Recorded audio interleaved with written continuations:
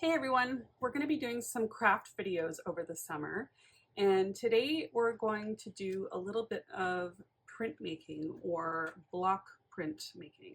So grab your supplies and let's get started. So in your kit, you're going to have a block carving tool. So this is the tool base, and it comes with several bits to put on the end of it. I'll show you how that works in a moment. And it also comes with 5 of these rubber blocks. These are sort of similar to erasers, and they have a nice soft surface. And this is what we're going to be carving into. Some other tools that are going to be useful for you to have are Sharpie marker. This is great for drawing your design onto your rubber block. The other way that you can put your design onto your block is with a pencil, either by drawing it on directly or by drawing it onto a piece of paper, flipping the paper over, and rubbing the paper onto your block. What I like to use is this bone folder or a hair marker. You can also use the back of a spoon or anything kind of rounded and hard. Keep in mind that when you transfer your design over, it's much like a stamp. So if there's words you need to have oriented in a certain way, make sure that you keep that in mind. The other thing that you're going to need is a X-Acto knife. The cutting tool does come with an attachment that I believe is meant for cutting the block, but I really prefer a nice sharp blade on an X-Acto knife. And then the last thing you're going to need is your fabric or paper if you're going to be printing this on paper. You'll also need an ink pad or some kind of ink that you're going to use. I'm just going to use a washable ink pad. You can also purchase fabric ink pads at a craft store. There are also screen printing inks that you can use, but that requires a few more tools to roll your ink onto your finished block. So the first way that I'm going to transfer my design is using a Sharpie marker, and that is literally just as easy as drawing it directly onto your block. I'm just going to draw a little flower here. It doesn't have to be perfect.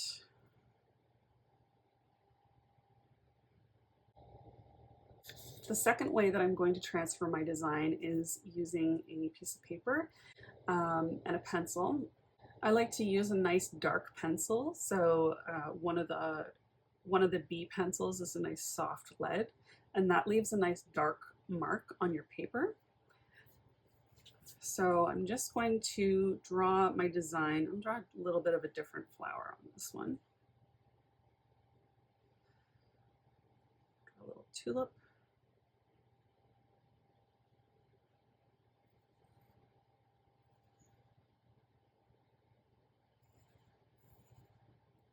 And I want to make sure that my lines are really dark.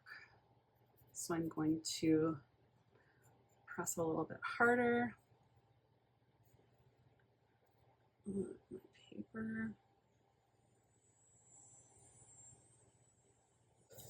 And then I'm going to turn it around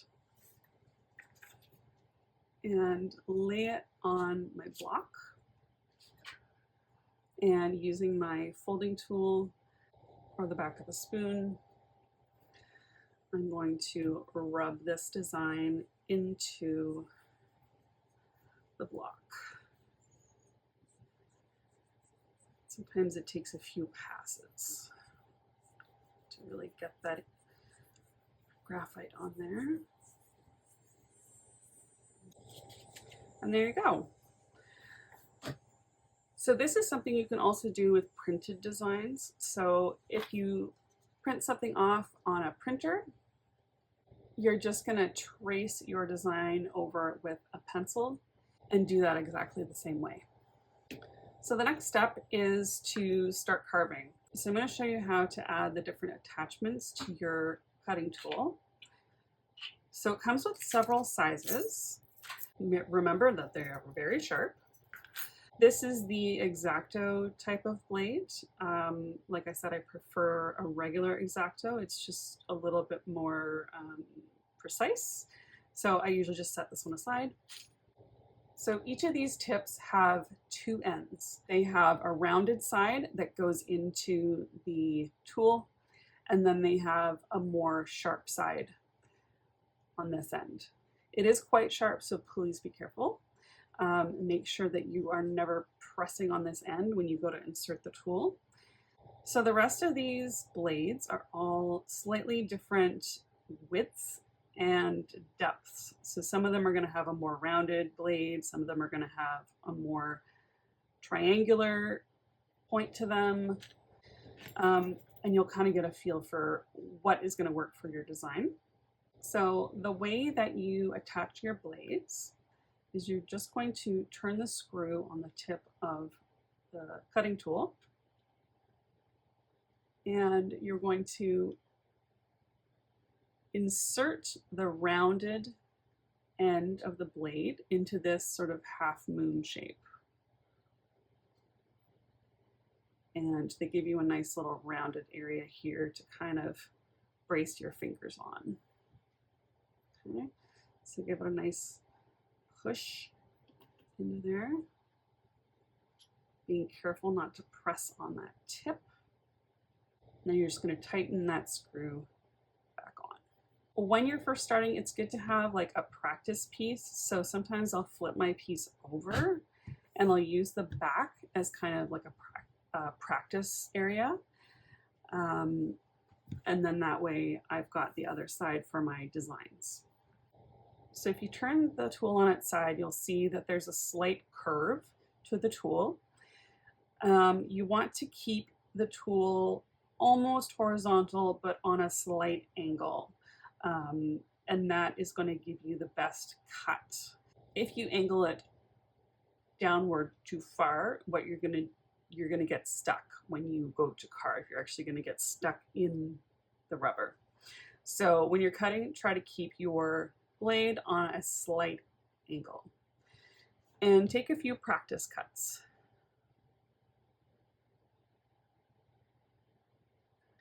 And remember to always cut away from yourself. So if you're making any curves in your cut, it's better to turn your block as you're going as opposed to turning your blade, because you'll have more control if you kind of keep your blade in this more ergonomic position. So I'll show you what I mean here. So let's say I want to go on a nice curve. I'm going to make sure I have a good grip on my block. I'm going to start my curve, and as soon as I start to sort of point in the wrong direction, I'm going to turn my hold on the block, and I'm going to turn it slightly like that.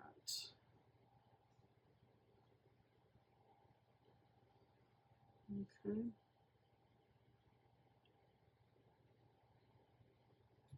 There you go.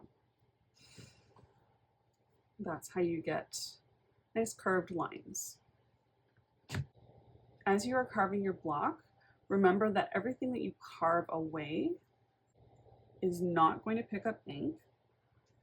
So you're just going to carve away what you don't want.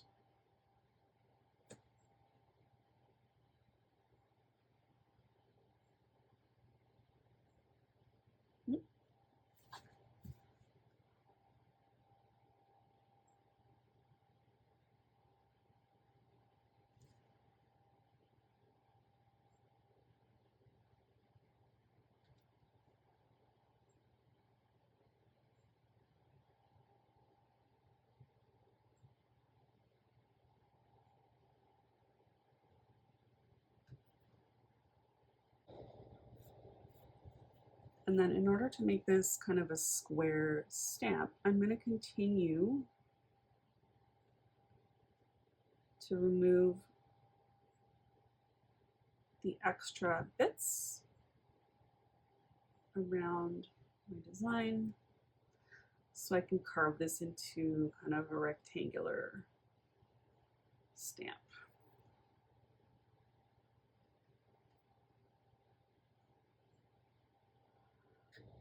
Now, depending on how much of the background you carve away, some of it may still be visible in the stamp. You might like a cleaner look on your stamp, or you might kind of like this nice texture that you get. So once you've kind of completed the background, you can give it a test and see if you like it, and see if there's anything else that you want to carve away.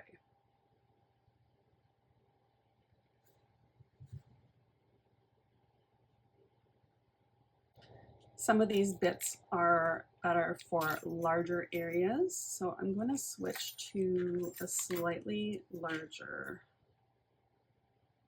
bit. Let's try this big one.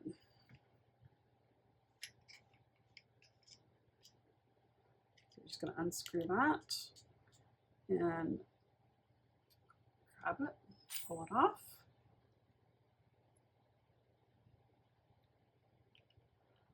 And let's try this one. Always do a test cut for a new cutter, just to make sure you've got the right pressure.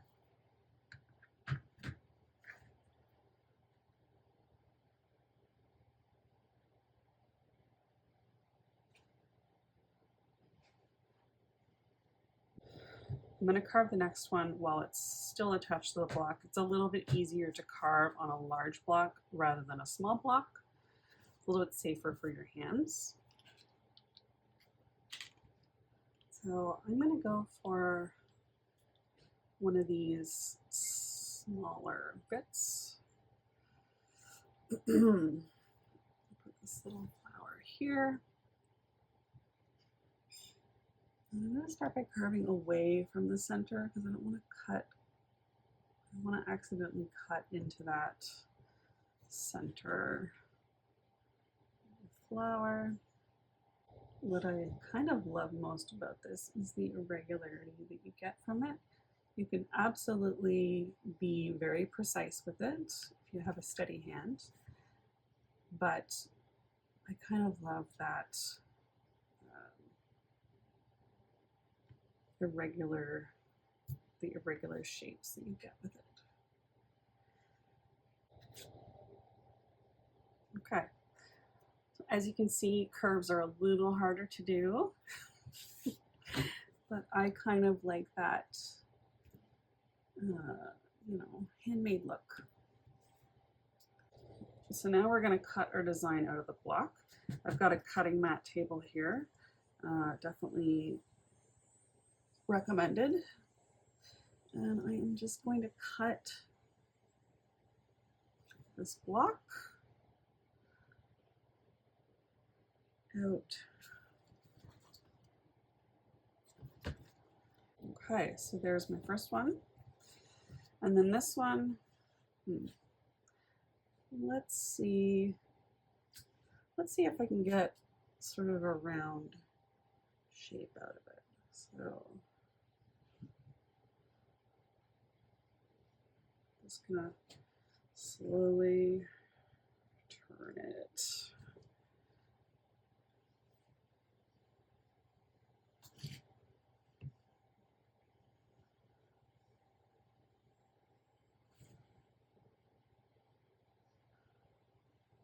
Here we go. Okay, so now that we've got our blocks cut, let's do a little test run. This is just a regular washable ink. You can use fabric ink if you're going to be putting it onto fabric. So once I've got a good amount of ink on there,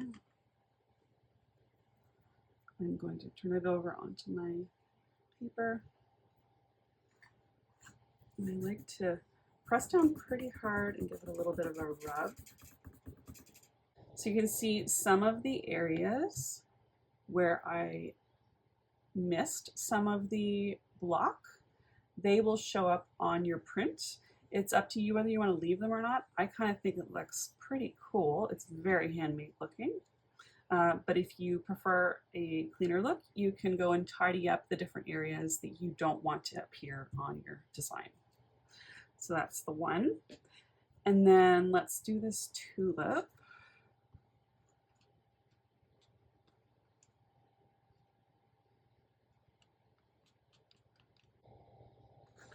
Okay. Let's see. There we go. So I do find the ink leaves a much darker impression on the paper than it does on fabric. But you can experiment with that. And if you want to try out different types of paint, you can also do that. Screen printing ink also works really well, but you do need a little bit more equipment for that. And that can be purchased at a craft store. You can get ink pads that are meant for fabric, but I think you still have to set them with an iron. So I'm actually going to try setting this with an iron and seeing if that makes this ink permanent. Making block prints like this is really fun to create your own fabric. You can also embellish things that are already made, like a tote bag. You could also use these as like a tagless label. So if you've got your fabric ink, you can stamp this onto the back of a shirt. You can also make gift tags, cards. The sky's really the limit to what you can do with these. I hope you give it a try.